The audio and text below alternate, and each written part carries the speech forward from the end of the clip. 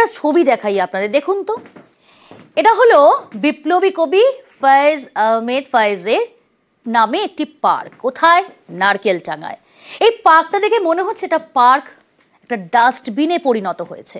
কলকাতা পুরসভার এই পার্ক এই মুহূর্তে ডাস্টবিন, আবর্জনা স্তূপ, দুর্গন্ধে টেকা দেয়।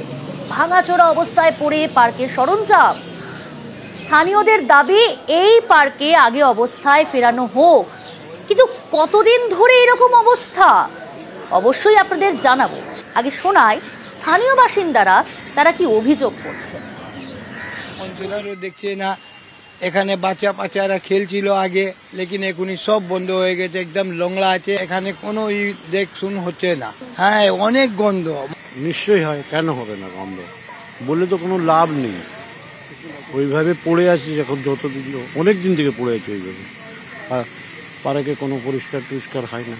কাউন্সিলর তো দেখেই যাচ্ছে, কাউন্সিলরকে বলবোটা কি হলো, এখানে লোকটা ভালো নাই, সেই তো ব্যাপার। এখানকার মানুষই নোংরা ফেলে, এই তো, আর কি আছে? নাহলে এরকম কেন? একদম পরিষ্কার, একদম ভালো পার্ক চাই। কি চান? ভালো পার্ক, খুব ভালো পার্ক, সুন্দর পার্ক চাই। খুব সুন্দর একটা পার্ক চাই, খুব স্বাভাবিক কথা। শিশুরা খেলবে, তাই তো হওয়াটা উচিত। আরো ডিটেল জানাবো, সুস্মিতা রয়েছে সরাসরি। সুস্মিতা, প্রথমেই জানতে চাইবো স্থানীয়দের দাবি, স্থানীয়দের অভিযোগ আমরা শোনালাম দর্শকদের, কিন্তু কতদিন ধরে পার্কের এই অবস্থা? কেন প্রশাসনের নজরদারি দিচ্ছে না সেখানে?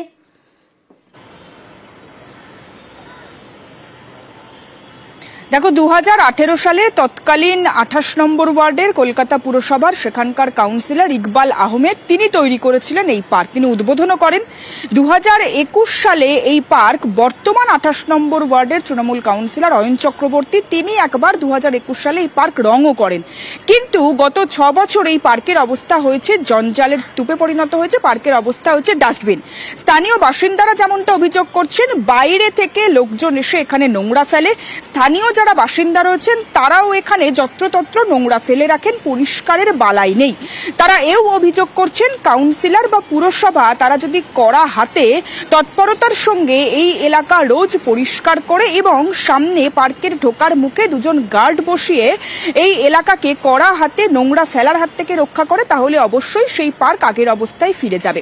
স্থানীয় বাসিন্দারা যখন এই অভিযোগ করছেন দুর্গন্ধে টেকা দেয়, পার্কের হাল হয়ে গিয়েছে ডাস্টবিনের মতো, ঠিক তখনই 28 নম্বর ওয়ার্ডের কাউন্সিলর অয়ন চক্রবর্তী তিনি বলছেন, পুরসভা এর আগে বহুবার সেই জায়গা রং করেছে, এমনকি সেই জায়গা রোজ পরিষ্কারের ব্যবস্থা করে, কিন্তু পরিষ্কার হলেও মুহুর্মুহু নোংরা ফেলার কারণে বাইরের লোকজন সেখানে এসে নোংরা ফেলে দিয়ে আসার কারণে সেই পার্কের অবস্থা। স্থানীয়দের দোষারোপ করেই পদক্ষেপের আশ্বাস কাউন্সিলরের। সঙ্গে থাকো, শোনাই কাউন্সিলরের বক্তব্য। 2018 তৈরি হওয়ার পরে তারপরে 2021 সালে আমি যখন ওখানে পৌর প্রতিনিধি হিসাবে আসি, তারপরে আমাদের ওখানে লোকাল লোকেরা তাদের সহযোগিতা এবং কর্পোরেশনের সহযোগিতা সবার উদ্যোগে আমরা চেষ্টা করেছি ওটাকে যতটা সম্ভব পরিষ্কার করে রাখা যায়। সাধারণ ওখানে যে মানুষরা থাকে তারাও বারণ করা সত্ত্বেও এটা রাত্রিবেলার দিকে 10টা সাড়ে 10টার পর থেকে যেভাবে হচ্ছে, তাতে আমরা থানাকেও জানিয়েছি এবং কর্পোরেশনও পুরো ব্যাপারটা দেখছে। অ্যাজ এ কাউন্সিলর হিসাবে আমি এবং আমার উদ্যান দপ্তর যা আছে কর্পোরেশনের এবং আমাদের 100 দিনের যে উদ্যান দপ্তর যারা দেখাশোনা করেন, তারা প্রতিনিয়ত ভিজিট করেন, মানুষকে সচেতন করেন। ওই যা হয় একটুখানি সময় সাপেক্ষ হয়ে যাচ্ছে ব্যাপারটা, যেহেতু সাধারণ আশেপাশের মানুষ এই সচেতনতার সাথে এখনো নিজেদের ঠিক একই স্ট্রং করে উঠতে পারছে না। আমি আবারও কথা বলবো, সুস্মিতা রয়েছে সরাসরি। সুস্মিতা, স্থানীয়দের দোষারোপ করছেন কাউন্সিলর, সেই বক্তব্য শোনালাম, কিন্তু স্থানীয়রা যে দাবিগুলো তুলেছেন তার মধ্যে অন্যতম এক দাবি হচ্ছে যে পার্কের সামনে নিরাপত্তা রক্ষী তাদেরকে বসাতে হবে, যাতে পার্কে এই রকমের কোনো নোংরা আবর্জনা যাতে না ফেলা হয় এবং পরিষ্কার থাকে, যাতে ছোট ছোট শিশুরা সেখানে খেলতে পারে, পরিষ্কার পরিচ্ছন্ন থাকে। তো এক্ষেত্রে প্রশাসন নজর দেবে না এই বিষয়ে?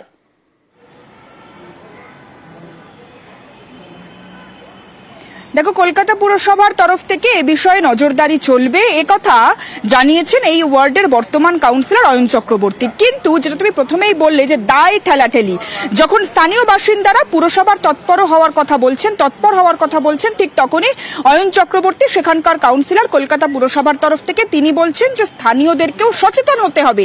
কিন্তু এই পার্কের অবস্থা কবে ফিরবে, আগের অবস্থায় পার্ক কবে আবারও সুন্দর হবে, সেই প্রশ্নই রাখছেন এখানকার স্থানীয় বাসিন্দারা। কিন্তু পুরসভার তৎপরতার পাশাপাশি সামনে দুজন গার্ড থাকলে তবেই এই যে জায়গা সেই জায়গা আবারও আগের অবস্থায় ফিরে যাওয়া সম্ভব। এমনকি যে অভিযোগ বারবার স্থানীয় বাসিন্দাদের বিরুদ্ধে কাউন্সিলর অয়ন চক্রবর্তী করছেন যে এখানকার স্থানীয় বাসিন্দারা এখানে মুহুর্মুহু নোংরা আবর্জনা ফেলে। বেশ, শিলিগুড়ির দিকে নজর রাখা যাক। শিলিগুড়িতে ফের খাবার জলের ভোগান্তি যেন শেষ হচ্ছে না। বিকেল থেকেই আবার খাবার জলের পরিষেবা ব্যাহত। ফুলবাড়িতে পুরসভা ট্রিটমেন্ট প্ল্যান্টে কাজের জের। 30শে ডিসেম্বরের পর মিটবে জলের কষ্ট? সব থেকে বড় প্রশ্ন। পার্থপ্রতিম রয়েছে। পার্থপ্রতিম, এই জলের সমস্যা, জলের কষ্ট, জলের ভোগান্তি কিন্তু একেবারেই মিটছে না। আদপে কি মিটবে 30শে ডিসেম্বরের পর? দেখো, একেবারেই এই সমস্যা কিন্তু নতুন নয়। এরকম আমরা দেখেছি একাধিকবার কিন্তু এই পানীয় জলের কষ্ট ভুগেছে গোটা শহর। আর বছর শেষেও কিন্তু আবারও সেই পানীয় জলের ভোগান্তি শহরে। এবং আজ বিকেল থেকেই আগামী 30শে ডিসেম্বর পর্যন্ত কিন্তু বেলা এক বেলা করে পানীয় জল সরবরাহ করবে পুরসভা। আর তাতেই কিন্তু ভোগান্তি বাড়বে, কমবে না। যদিও শীতকাল কিছুটা হলেও তৃষ্ণা কম থাকে, তবুও কিন্তু পরিস্থিতি স্বাভাবিক রাখার আপ্রাণ চেষ্টা করছে পুরসভা। কিন্তু যে ট্রিটমেন্ট প্ল্যান্টে সেখানে পলি জমে থাকায় তার সমস্যা করাতে একটি ইউনিট বিকল হয়ে গেছে। তার জরুরি ভিত্তিতে ইতিমধ্যে মেরামতের কাজ শুরু হয়েছে এবং আগামী 30 তারিখ পর্যন্ত কিন্তু এই হাল থাকবে। আর এই নিয়ে কিন্তু রাজনৈতিক চাপানোত্তর শুরু হয়েছে। বিগত বাম পুরবোর্ড দায়ী করেছিল এই তৃণমূল পুরসভার পরিচালিত বোর্ডকে, তেমনি বিজেপির বর্তমান বিধায়ক সংঘঘোষ তিনি কিন্তু একইভাবে নিশানায় দায়ী করেছেন কিন্তু এই বর্তমান পুরবোর্ডের মেয়রকে। জল নিয়ে শুরু হয়েছে রাজনৈতিক চাপানোত্তর। সংকট মেটার আশ্বাস দিচ্ছেন শিলিগুড়ির মেয়র, যদিও পুরসভাকে কটাক্ষ প্রাক্তন পুরপ্রধান। এটা আমার মনে হচ্ছে শিলিগুড়ি পৌর কর্পোরেশন যারা পরিচালনা করছেন তারা শিলিগুড়ির নাগরিকদের সাথে একটা ফাজলামো করছেন। শিলিগুড়িতে যতটুকু জল পাচ্ছে পরিশ্রুত জল, সেটা বামফ্রন্ট সরকারের সময়তেই হয়েছে। নতুন প্রকল্প হচ্ছে বলেও কিন্তু আমি তো কোনো তার চিহ্ন দেখছি না কোথাও কোনো কাজ শুরু হয়েছে কিনা। আমাদের সময়তে যে পানীয় জল প্রকল্পটা ছিল সেই প্রকল্পটাই তারা ঠিক মতো পরিচালনা করতে পারছে না। এইটা কিন্তু মানুষের প্রতি তাদের যে রায়টা ছিল সেই রায়ের প্রতি একটা অশ্রদ্ধা তারা করছে। দেখুন, বর্তমান তৃণমূল কংগ্রেস পরিচালিত পৌর বোর্ড হচ্ছে ভাওতাবাজির এক চূড়ান্ত নিদর্শন। আজকে ইনটেক ওয়াল, কালকে টেন্ডার, পরশু জল পাবে, তরশু এই সমস্ত ভাওতাবাজি কথা না বলে যে ধরনের সমস্যা বা অক্ষমতা তাদের রয়েছে সেটা মানুষের কাছে তুলে ধরার দরকার। যেখানে দাঁড়িয়ে অমৃত প্রকল্পে কেন্দ্রের সরকার পাশে দাঁড়িয়েছে, সেখানে আজ পর্যন্ত আমাদের শিলিগুড়ি পৌর কর্পোরেশনের যে বর্তমান পৌর বোর্ড জল দিতে যে ব্যর্থ হচ্ছে তার একমাত্র দায়ী হচ্ছে মেয়র গৌতম দেব মহাশয়। 8-10 বছর আগে ওখানে পলি পড়ে ফুলবাড়ি যেখানে আমাদের জলটা মেল পন্ডে যায় সেটা আর কাজ করতে পারছে না। তো সেই জন্য আমাদের